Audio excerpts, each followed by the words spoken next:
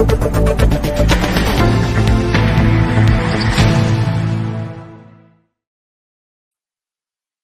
वालेकुम ख़ातिन हज़रात, मैं हूँ इसरार अहमद कसाना। ख़ातिन हज़रात, टैलेंट जो है ये अल्लाह ताला की एक नेमत होता है और जो लोग भी टैलेंटेड होते हैं, हम जैसे लोगों का ये काम होता है कि वो उस टैलेंट को आगे लेके आएँ ताकि ज़्यादा से ज़्यादा उनका जो फ़ायदा है वो मुल्क व कौम को हो सके। और मेरी हमेशा से ये कोशिश होती है कि मैं जहाँ-जहाँ पे भी कोई इस तरह के लोग नज़र आएँ जो पाकिस्तान के लिए बेहतर काम कर रहे हों या कर सकते हों, तो हम उनको आगे लेके आएँ और कौमो मुल्क के लिए जो भी कंट्रीब्यूशन हो सकता है उसको पॉसिबल बनाया जाए। और मैंने कभी भी ये नहीं सोचा कि टैलेंट के जो लोग हैं उनको रोका जाए, क्योंकि टैलेंट जो होता है ये पानी की तरह होता है, ये अपना रास्ता खुद बना लेता है, इसलिए इसको रोकना नहीं चाहिए, इसको ऑप्ट कर लेना चाहिए।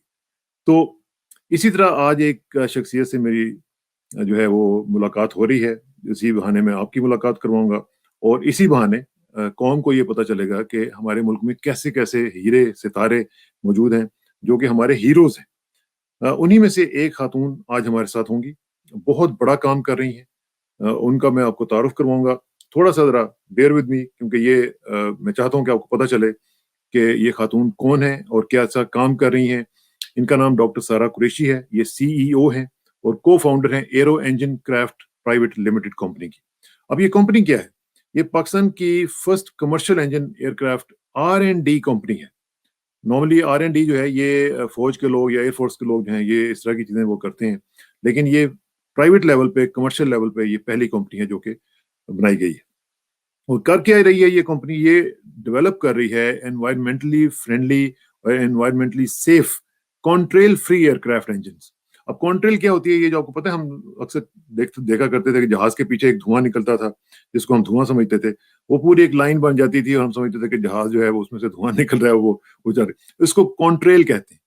इन्होंने क्या किया है कि इन्होंने एक ऐसा इंजन बनाया है जो कि उसमें कॉन्ट्रेल नहीं होगा, वो धुआं वगैरह का सिलसिला नहीं होगा, उसको उन्होंने न्यूट्रलाइज कर दिया है और उसकी तफसीलात भी हम जांचेंगे। इन्होंने पीएचडी की भी है, डॉक्टर हैं एरोस्पेस इंजीनियरिंग में। और कहाँ से की है? क्रैनफील्ड यूनिवर्सिटी यूके से। और ये बहुत मशहूर यूनिवर्सिटी है। इनका जो एरिया ऑफ स्पेशलाइजेशन है वो एरोस्पेस प्रोपल्जन है, बहुत ही इंपॉर्टेंट एरिया है। और इसका भी जरा पूछेंगे कि ये प्रोपल्जन और एरोस्पेस में ये क्या होता क्या है, हमें तो इसका अंदाजा इतना है नहीं। ड्यूरिंग द पीएचडी सारा साहबा जो हैं उन्होंने जो उनके इन्वेंटर हैं इस पूरे आइडिया के, जो कि उनके वालिद साहब हैं, उनके साथ उनको असिस्ट किया और बड़ा जबरदस्त काम किया। इन्वेंशन जो है ये इसको 2 इंटरनेशनल पेटेंट्स जो हैं वो मिल चुके हैं और इनका जो बड़ा ही जबरदस्त पोटेंशियल है और खास तौर पे जो एनवायरमेंटल रेवोल्यूशन है एविएशन के अंदर, उसको ब्रिंग अबाउट करने में बड़ा रोल है इनका। डॉक्टर सारा कुरैशी साहबा जो हैं वो अपने वालिद साहब के साथ उन्होंने एरो इंजन क्राफ्ट कंपनी ये जो बनाई है और इसमें जो पेटेंटेड टेक्नोलॉजी है उसको फुल स्केल एप्लीकेशन लेवल पे लेके जाने की कोशिशें कर रही हैं।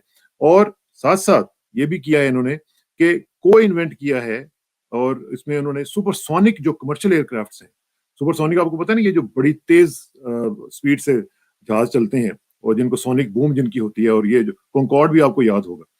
तो उस तरह के जो जहाज हैं उनका भी जो सुपरसोनिक कमर्शियल इंजन है वो भी ये बना रही है, उसको इन्होंने पेटेंट भी ले लिया। इनको जनाब डिस्टिंग्विश्ड एरोस्पेस एलुमनाई अवार्ड मिल चुका हुआ है क्रैनफील्ड यूनिवर्सिटी से। और इसके अलावा जो है वो विजिटिंग एकेडमिक हैं उस यूनिवर्सिटी में।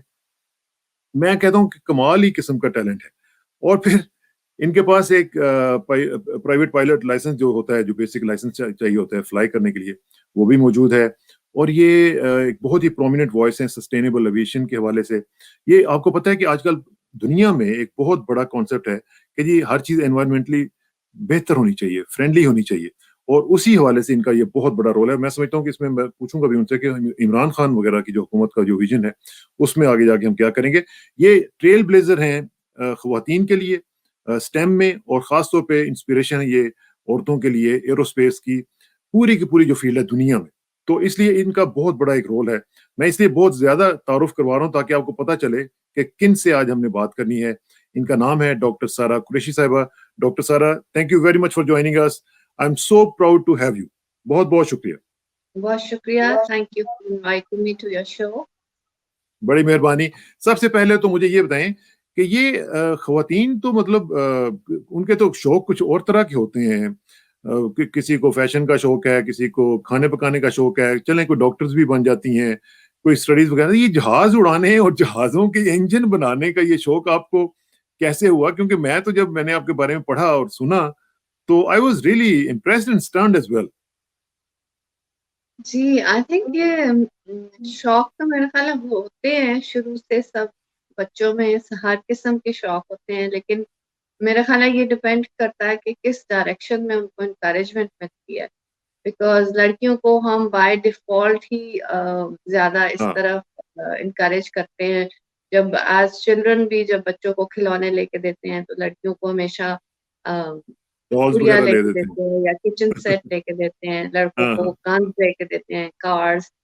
तो मेरा ख़्याल है फिर लेकिन शौक तो शायद सब बच्चों में हर किस्म के होते हैं। मैंने अपनी बेटी का जो पहला टॉय खरीदा था जब थोड़ी-सी थोड़ा-सा बच्चा जब अलर्ट होता है, she was I think 2 and a half, तो मैंने एक टूल सेट उसको लेके दिया, एक टॉय था ताकि उसको ये सब इंटरेस्ट पैदा हो। डेवलप हो। हुँ, तो इसी तरह मेरे ठीक। ख़्याल है मेरे पेरेंट्स ने भी हमेशा हर तरह के इंटरेस्ट को एनकरेज किया और सपोर्ट किया, इसलिए शायद जो शौक थे वो पूरे होते गए और उनके ऊपर काम हम कर सके।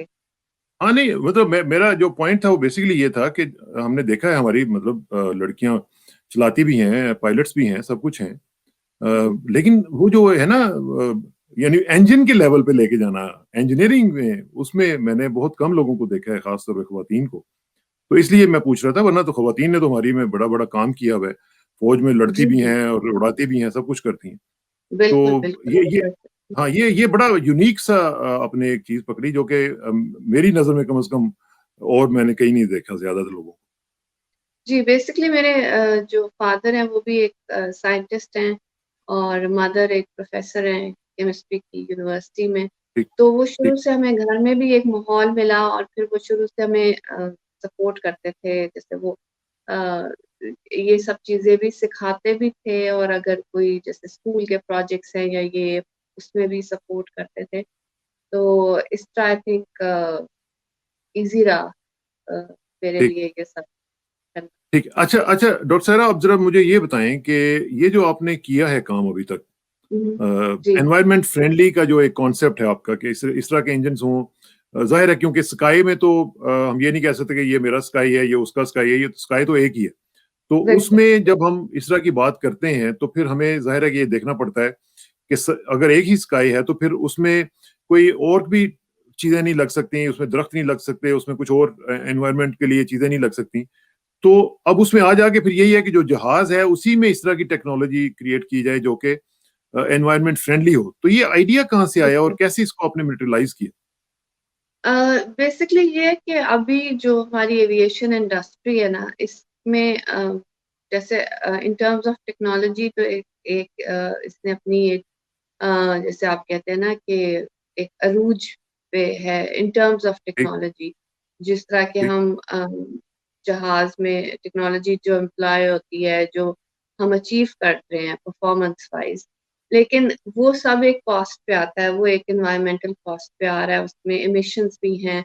फिर जो एविएशन का मसला है ना, वो बहुत ज़्यादा संगीन है। बहुत सी वजूहात की वजह से। एक तो ये एक बड़ी स्पेशलाइज़ की नॉलेज है, स्पेशलाइज़ सा फील्ड है, हर किसी को इसके बारे में पता नहीं।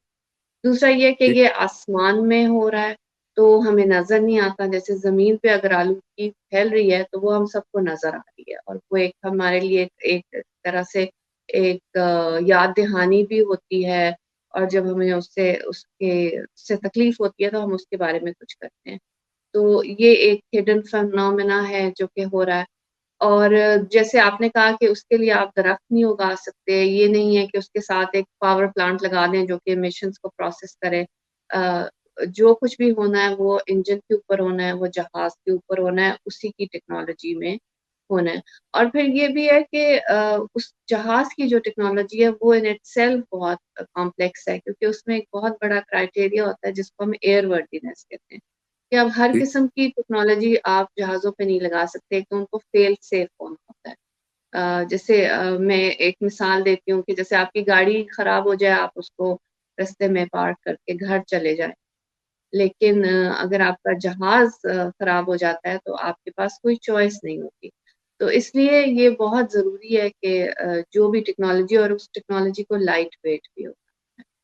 फिर दूसरी बात आ गई कि जैसे आसमान में जो ज़मीन पे आलूदगी है, वो सिर्फ़ एमिशंस में कार्बन डाइऑक्साइड की वज़ह से हो रही है, और किसी हद तक ये जो नाइट्रोजन की ऑक्साइड्स हैं, पर उनकी वो एक अलहदा फिनोमेना है। लेकिन इस आलूदगी को हम जब आसमान में देखते हैं, तो वो नाइट कार्बन डाइऑक्साइड और जो कॉन्ट्रेल्स हैं, जो कि वाटर वेपर से एक मसनूई बादल बना है, उसकी वजह से भी हो रही है। तो ये एक फिनोमेना है जो कि सिर्फ एविएशन इंडस्ट्री के लिए मखसूस है। इस पे जो इसके ऊपर नॉलेज है, वो भी लिमिटेड है, और बहुत कम लोग हैं जो इसके ऊपर काम कर रहे हैं। ठीक। तो ये डॉक्टर सारा, ये जो कॉन्ट्रेल्स की आपने बात की है, जी, ये जी। ये बहुत ज़्यादा इसी से पॉल्यूशन निकलता है? यही ज़्यादा जी। ज़्यादा ज़्यादा खतरनाक चीज़ है? बिल्कुल खतरनाक इस तरह के इसका जो ग्लोबल वार्मिंग पोटेंशियल है ना आसमान में, वो कार्बन डाइऑक्साइड से 5 गुना ज़्यादा। अ, जो कार्बन डाइऑक्साइड है 2 से 3% कंट्रीब्यूट कर रही है माहौलियाती आलूदगी को आसमान के अंदर, और कॉन्ट्रेल जो है 15 से 20% आलूदगी या फैला रहे हैं, या आलूदगी को आप इस तरह कहें कि जो ग्लोबल वार्मिंग पोटेंशियल है, कि जो ग्लोबल वार्मिंग हो रही है वो इनकी वजह से ज़्यादा हो रही है, कार्बन डाइऑक्साइड की वजह से कम हो रही है। और ये इनका एक फिनोमेना ये है कि ये जब भी आप कोई भी ईंधन हाइड्रोकार्बन फ्यूल जलाते हैं, तो आपको 2 चीज़ें खारिज होती हैं, कार्बन डाइऑक्साइड और वाटर वेपर। हुँ, अब जो वाटर वेपर है, वो अगर आप ज़मीन पे हों, तो वो दोबारा से रिसाइकल, वो एक धुआँ-सा या बुखारात होते हैं जो कि रिसाइकल होके दोबारा से पानी बना देते हैं, क्योंकि आपका एक टेम्परेचर और प्रेशर जैसे आप 1 एटमॉस्फेयर टेम्परेचर प्रेशर के अंडर और एक टेम्परेचर पे होते हैं। लेकिन ठीक, या ये कि वेदर साइकिल के अंदर उससे बर्फ बन जाती है। लेकिन जब आप आसमान पे 10,000 मीटर की बुलंदी पे परवाज़ करते हैं, तो आपका जो प्रेशर है, वो उसका हवा का दबाव बहुत कम होता है। आपका दर्जा हरारत भी बहुत कम होता है, तो ये सिर्फ़ एक मसनूई बादल बना देते हैं। ये बादल बारिश पैदा नहीं कर सकता, ये बादल एक तरह से ज़मीन को ढाँप रहा है। जैसे एक शीशे की तरह या एक ब्लैंकेट की तरह एक कवर बन रहा है ज़मीन की जी, कुर्रा अर्ज़ के ऊपर। और अभी हमारी inter government panel on climate change की रिपोर्ट है कि 0.2% जो है ना जो हमारी ज़मीन है, वो अभी इससे ढाँप दी गई है मसनूई बादल से, नेचुरल चलो, क्लाउड्स नहीं है, और ये 0.5% तक हो जाएगा 2050 में। और इनका नुकसान ये है कि ये तो एक तो ये ग्रीन हाउस इफ़ेक्ट जिसको आप कहते हैं कि ये ज़मीन की गर्माइश को अंदर ही ट्रैप कर लेते हैं, उसको बाहर एस्केप ठीक, नहीं होने देते। और ठीक है। इसी तरह दूसरा ये है कि ये सनलाइट को भी ब्लॉक करते हैं। अच्छा, अब ये जो आपने इंजन बनाया है, जो डिज़ाइन किया है, जी, ये क्या करता है और इसका फ़ायदा क्या होगा और ये कितना इफ़ेक्टिव है? इसका ज़ाहिर है आपने टेस्ट वग़ैरह तो सब कुछ कर लिए होंगे। जी तो बिल्कुल। इसके बारे में ज़रा थोड़ा-सा बताएँ हमें कि इसका क फ़ायदा क्या होगा? अच्छा, इंजन जो हमने डिज़ाइन किया है, जैसे इस कॉन्ट्रेल्स के ऊपर बहुत सी रिसर्च दुनिया में हो रही है। मुख्तलिफ ठीक, लोग मुख्तलिफ यूनिवर्सिटीज़ में ज़्यादा रिसर्च हो रही है।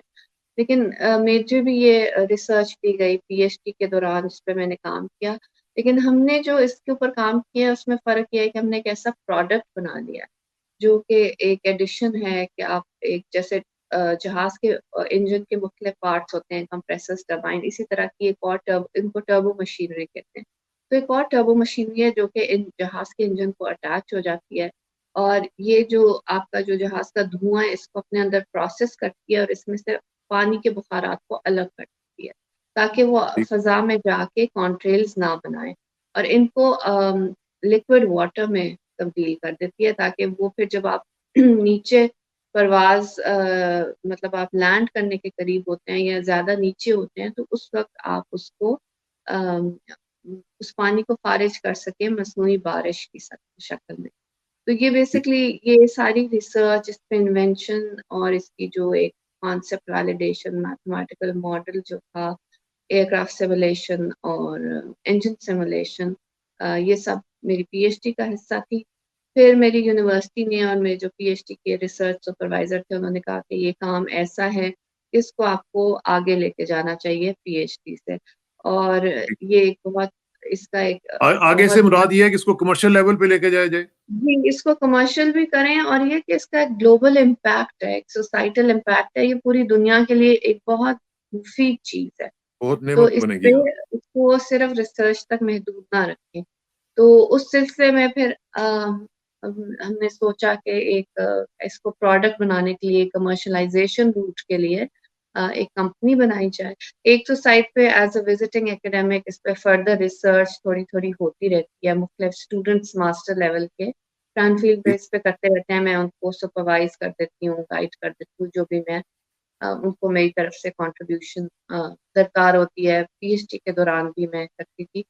तो ठीक। अब उसके बाद ये है कि हमने जब कंपनी बनानी थी, तो हमने एक ऑप्शन थी कि इसको बाहर ही बनाया जाए, और एक ये कि पाकिस्तान में बनाया जाए। क्योंकि मैंने और मेरे वालिद साहब ने दोनों ने इसके ऊपर काम किया हुआ था, हम दोनों पाकिस्तानी हैं, तो हम चाहते थे कि इस कंपनी को पाकिस्तान में बनाया जाए, और पाकिस्तान से ये एक जो प्रोडक्ट है, ये पूरी दुनिया में अ, लॉन्च हो, और एक तो ग्लोबल ये जो मार्केट है। कंपनी है ये पाकिस्तान में रजिस्टर्ड है या यूके में जी, रजिस्टर्ड है? जी, जी, जी, पाकिस्तान में रजिस्टर्ड है, अच्छा, एसपीपी के साथ।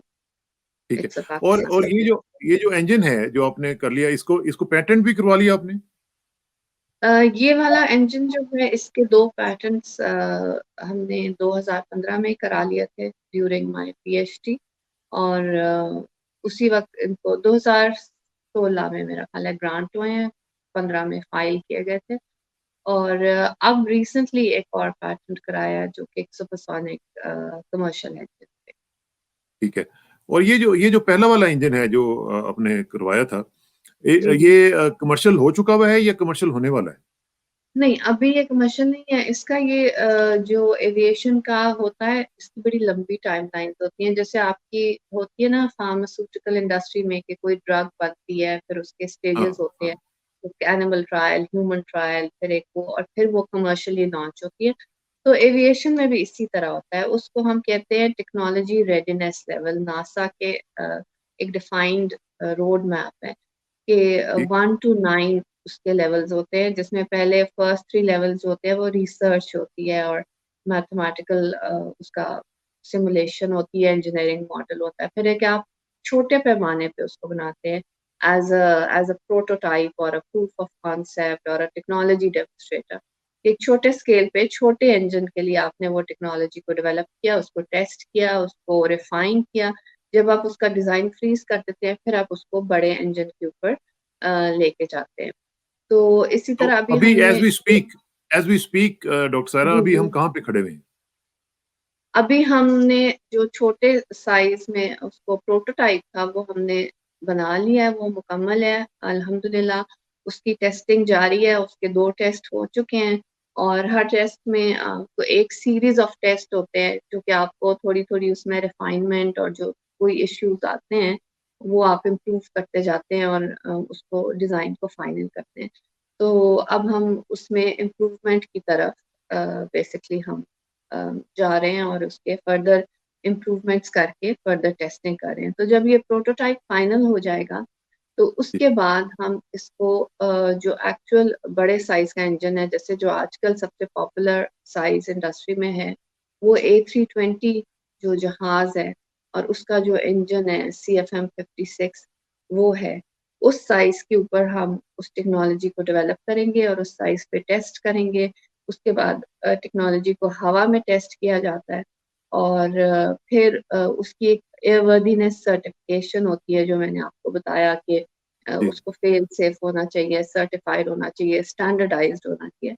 उसके बाद वो कमर्शियली लॉन्च हो सकती है। तो तो ये ये कुछ अंदाज़ा हमारा है कि इस पूरे प्रोसेस पे कितना टाइम लग सकता है अंदाज़न जी, नॉर्मली कितना लगता हाँ, है? अगर आप सिर्फ टाइम की बात करें, तो हमारा टारगेट है कि हम 2025 तक इसको इंशाल्लाह मुकम्मल कर लें।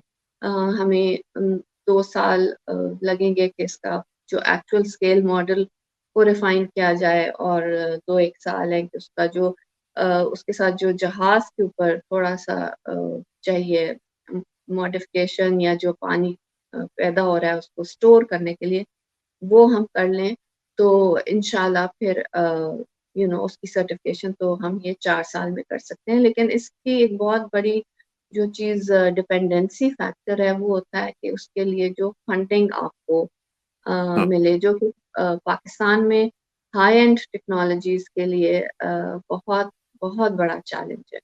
क्योंकि यहाँ पे एक तो जैसे बाहर एविएशन को लोग बहुत अच्छी तरह समझते हैं, यहाँ हाँ, पे लोगों के वो लेवल ऑफ अंडरस्टैंडिंग नहीं है। अम, हाँ, product based entrepreneurship, product based technology में अंडरस्टैंडिंग नहीं है इन्वेस्टर्स की, और ज़ाहिर है एविएशन में भी नहीं है। तो ये समझाना बहुत मुश्किल है, इसके लिए फंड्स लेने हमें एक ऑर्गनाइज़ेशन है पाकिस्तान की करंदाज़, जो कि वुमेन एंटरप्रेन्योरशिप को एनकरेज करती है। उनकी तरफ से एक छोटा-सा सीड मनी मिला था इक्विटी फंडिंग पे, जिससे हमने ये कंपनी लॉन्च की थी। लेकिन अब ज़ाहिर है इस तरह की टेक्नोलॉजी के लिए, लेकिन उनको भी मैं यही कहती थी कि जो लोग हैंडबैग्स बना रहे हैं और कपड़े बना रहे हैं, आपने उनको भी इतने पैसे दिए हैं, और जो इंजन्स और जहाज़ हाँ, बना रहे हैं, उनको भी आप उतने ही पैसे दे रहे हैं। हाँ, पर हाँ। बहरहाल उनका एक व्हाटएवर जो उनका मैंडेट था, जैसे भी था, बट एट लीस्ट उन्होंने इस चीज़ चलें में उन्होंने अपना उन्होंने कुछ ना कुछ तो किया ना। लेकिन जी, टेकिंग ए उन्होंने क्लू फ्रॉम योर आंसर, मुझे ये बताएँ जी, कि अभी जो आपको प्रॉब्लम्स फेस करनी पड़ रही हैं, वो ज़्यादा फाइनेंशियल हैं? जी, एक तो फाइनेंशियल 2 तरह की प्रॉब्लम्स होती हैं। एक तो ये है कि हमें आपको एक ना हर हर इंडस्ट्री को एक इकोसिस्टम, एक सपोर्ट सिस्टम चाहिए होता है। ठीक, और वो यहाँ पे बिकॉज़ सिविल एरोस्पेस इंडस्ट्री तो इतनी है नहीं, जैसे मैंने आपको बताया कि ये पाकिस्तान की पहली कंपनी है। तो सिविल मैन्युफैक्चरिंग इंडस्ट्री है, उससे हमें किसी हद तक सपोर्ट है। लेकिन जो हुकूमत के बहुत बड़े-बड़े इदारे हैं, जो कि इस तरह का इंफ्रास्ट्रक्चर और इस तरह की सोफिस्टिकेटेड मशीनरी रखते हैं, उनकी तरफ से हमें किसी किस्म की कोई सपोर्ट नहीं है, क्योंकि उनके पास ऐसी कोई पॉलिसी ही नहीं है, कोई प्रोसीजर ही नहीं है, कोई इंसेंटिव ही नहीं है कि वो प्राइवेट हाई एंड इंडस्ट्री को, एंटरप्रेन्योरशिप को किसी भी तरह सपोर्ट दे सके। अगर कोई जो थोड़ी बहुत सपोर्ट होती है, वो बेसिकली एक इंडिविजुअल लेवल पे किसी की काइंडनेस ऑफ हार्ट होती है कि they want to support some good work यानी दैट इज़ यानी गोइंग। बेसिकली आप ये कह रही हैं कि जो सिस्टेमिक सपोर्ट होती है, वो आपको नहीं मिल रही, जी, नहीं, वो नहीं है, और उसकी विज़न भी नहीं। उसकी विज़न भी यहाँ नहीं है। जैसे ये देखें ना, बाहर ये की मैं बदनसीबी की बात है।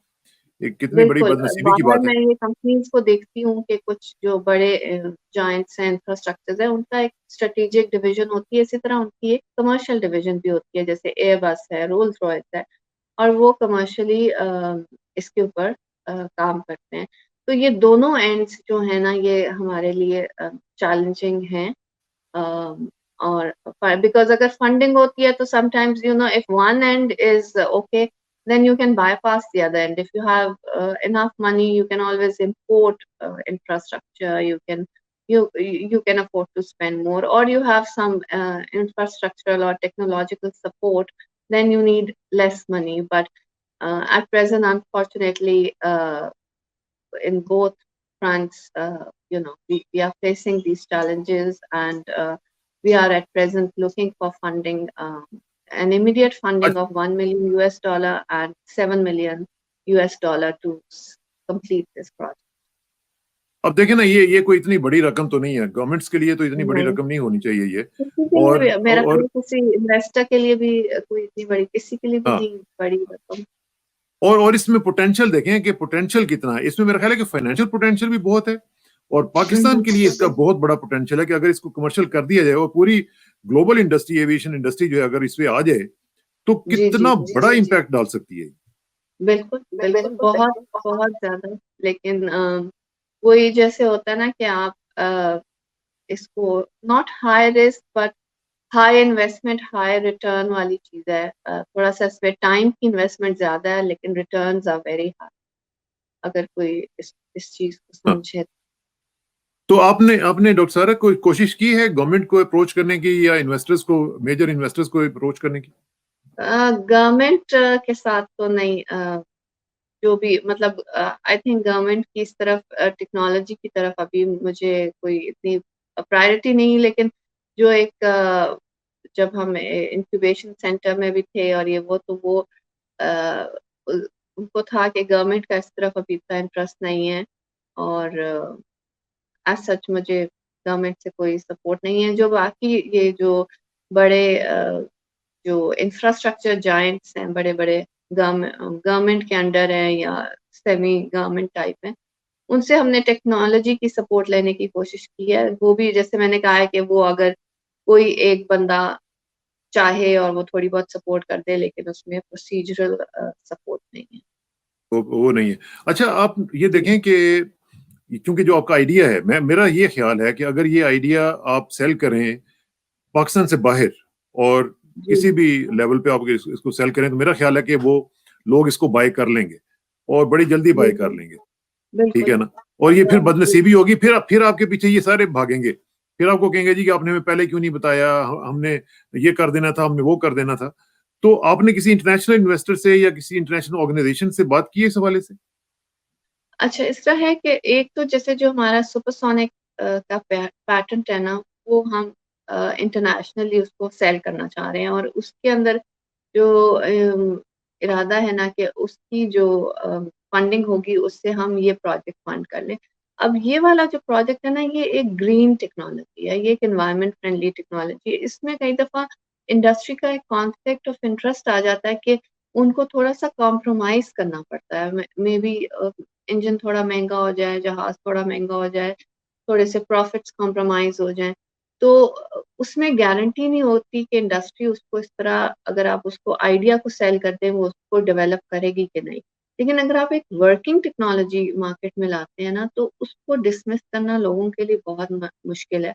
और फिर ये कि रेगुलेटरी बॉडीज़ भी जो होती हैं, उनको भी आपका एक टेक्नोलॉजिकल बैकअप होता है कि जी, अगर आप कहें कि आप इसके ऊपर रेगुलेशन लगाएँ, इसको बैन करें, कंट्रोल करें, तो उसका अल्टरनेट हम आपको प्रोवाइड करेंगे। जैसे ऑटोमोटिव इंडस्ट्री का मॉडल हमारे सबके सामने है कि हमारी कार्स में बहुत सी इक्विपमेंट लगी हुई है, जिसका कार की परफॉर्मेंस से कोई ताल्लुक नहीं है।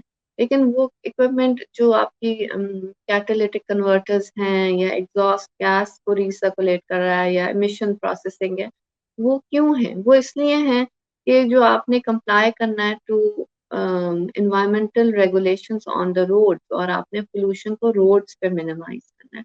और जो कंज्यूमर है वो उसके लिए टेक्नोलॉजी के लिए पे कर रहा है, जो मैन्युफैक्चरर है वो भी पे कर रहा है। तो यही मॉडल हम चाहते हैं कि एविएशन इंडस्ट्री में भी हो, कि हम कहें कि ये एक एनवायरमेंटल टेक्नोलॉजी है, और ये बाय रेगुलेशन मैन्युफैक्चरर और कंज्यूमर को अडॉप्ट करनी है। उसके लिए टेक्नोलॉजी को डेवलप करना बहुत ज़रूरी है। अगर हम इसको आइडिया कोई सेल कर देंगे तो कोई इसको बना नहीं सकेगा, और ज़ाहिर है जिसकी इन्वेंशन होती है और हाँ। जिसका क्रिएशन होती है, जिस तरह वो उस चीज़ को समझता है और डेवलप कर सकता है, वो कोई थर्ड पर्सन नहीं कर ये जो सकता। ये जो डॉक्टर साहब, ये जो आपने बात की है, जी, देखिए, ये जो हमारे प्राइम मिनिस्टर साहब हैं, ये उनका एक ड्रीम है कि पाकिस्तान को ग्रीन पाकिस्तान बनाना है, क्लीन पाकिस्तान बनाना है।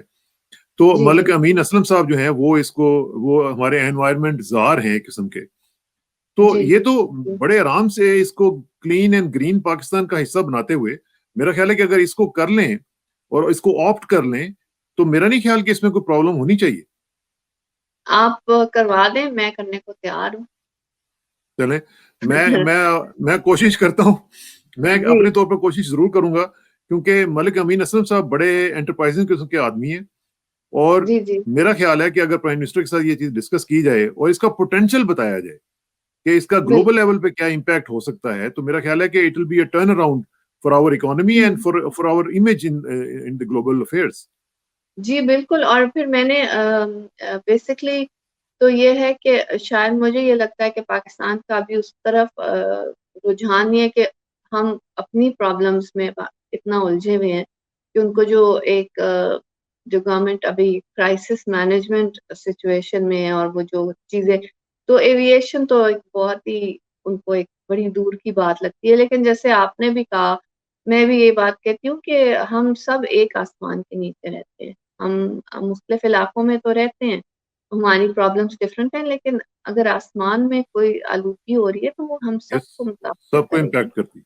सबको इम्पैक्ट है। बिल्कुल। और अच्छा, यही चीज़ मैं ये चाहती थी कि जो इसका एनवायरमेंटल साइड है उसको हम पाकिस्तान के प्लेटफ़ॉर्म से इंटरनेशनल बॉडीज़ जो आपकी क्लाइमेट कॉन्फ्रेंस होती है और कॉप 26 अभी आ रही है और ये जो बाकी हैं, इन क्लाइमेट फोरम्स पे लेके जाएँ। और जैसे इमरान खान साहब ने अपनी कोई ट्वीट भी की थी कि उनको शायद इनवाइट नहीं किया गया या वो जाना हाँ, चाहते थे, और मैंने उनको उसमें लिखा था कि मैं भी जाना चाहती हूँ, मैं पाकिस्तान को रिप्रेज़ेंट करना चाहती हूँ और इसको पाकिस्तान के प्लेटफ़ॉर्म से इस इश्यू को रेज़ करना चाहती हूँ, क्योंकि इन इसके ऊपर जो नॉलेज है ये बहुत कम है। जब यूएन सेक्रेटरी जनरल पाकिस्तान आए थे, उनसे भी उन्होंने बात की कि वो रेगुलेशंस पे काम करना चाहते हैं और क्लाइमेट चेंज पे काम करना चाहते हैं। तो मैंने कहा कि आप लोग अम, ज़मीन पे तो सब क्लाइमेट चेंज को देख रहे हैं, रेगुलेशंस को भी देख रहे हैं, आसमान हाँ, की तरफ कोई नहीं देख रहा।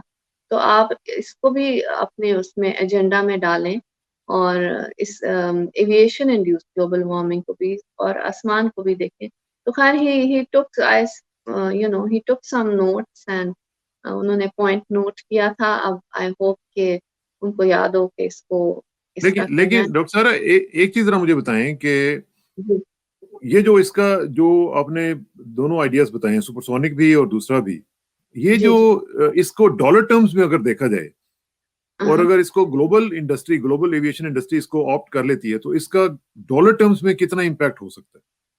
इसका बहुत इम्पैक्ट है। अगर हमने तो जैसे हम एक फाइनेंशियल प्रोजेक्शन बनाते हैं ना कि जैसे अगर हम इस टेक्नोलॉजी को as a business case license out करते हैं किसी मैन्युफैक्चरर को, और एक स्टैंडर्ड थंब रूल होता है जो आपको होता है बेसिकली जैसे you get 3% of revenue on on the sales अगर आप अपना पेटेंट सेल करते हैं।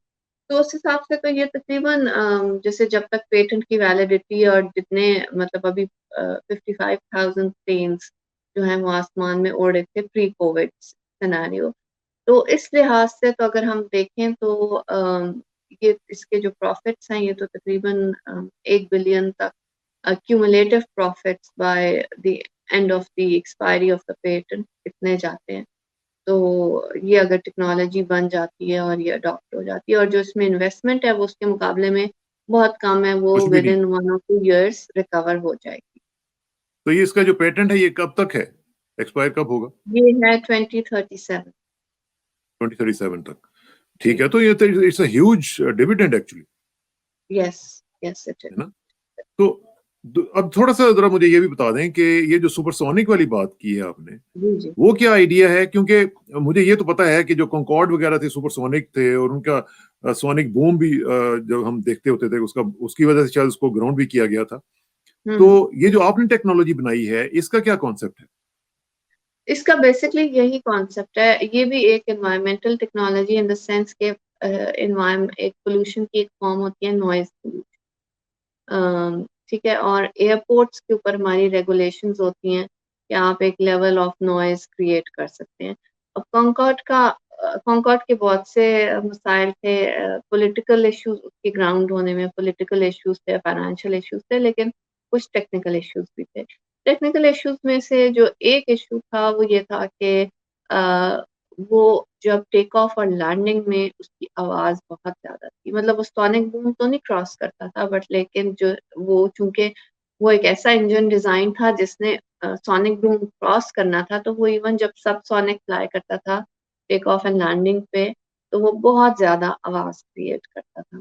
और उसकी वज़ह से वो जो रेगुलेशंस थी कि एयरपोर्ट के नीचे आबादी होती है और ये और इस तरह की आवाज़ नहीं पैदा हो सकती, क्योंकि जैसे जब मिलिट्री प्लेन्स करते हैं तो वो तो एक ओकेजनली होता है ना, वन्स इन अ व्हाइल कभी होता है, और एक वो एक सुपरसोनिक डैश करते हैं कि वो जाते हैं और आ जाते हैं 5-6 10 मिनट का एक वो होता है। लेकिन ये कंटिन्यूअस फ्लो ऑफ ट्रैफिक है अगर आप एक सुपरसोनिक फ्लाइंग कमर्शियल फ्लाइंग को कॉमन करें। तो जो हमने इंजन बेसिकली इजाद किया वो एक लो नॉइज़ इंजन है, जिसमें जब आप टेक ऑफ और लैंड करेंगे एयरपोर्ट्स पे, तो उसमें नॉइज़ नहीं होगी।